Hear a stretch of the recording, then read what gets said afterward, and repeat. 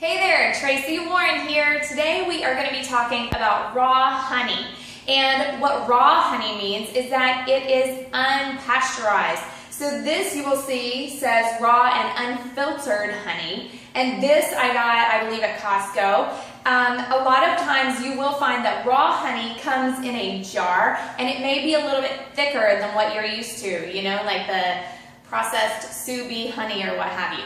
So there are tons of good benefits to raw honey. There are a lot of anti-words. Antifungal, antibacterial, anti-inflammatory, and on it goes. You may even find that it is great for wounds and healing wounds. Like if you get a burn, you can put a little bit of honey on it. You can also put honey on blemishes at night. So there are tons of things that you can do with honey. I also found out that for some people, honey will stabilize their blood sugar. For others, especially maybe diabetics, you may want to be very careful with honey because it will increase your blood sugar.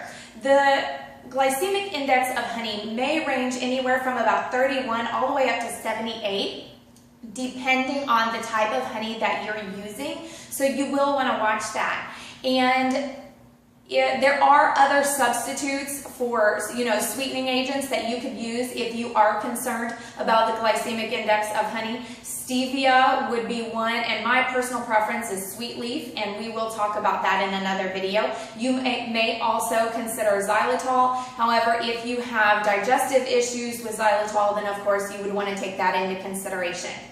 Another factor to consider when you're talking about raw honey is that you wouldn't want to give it to an infant under the age of 1, as that may cause botulism in infants. So there you have it. Those are just a few tips about raw honey. In my own kitchen, I do use it for toast for the kids, and sometimes in my shake I will put just a little bit of honey. And when I'm saying a little bit, I might mean a half teaspoon or a teaspoon. So we don't ever just dump it on, but you can use it in place of sugar. You may use it 1-for-1 in terms of measurements, but I always decrease the amount of sugar that a recipe calls for anyway. So again, for that instance, you would just want to play around with it and see what tastes right for you.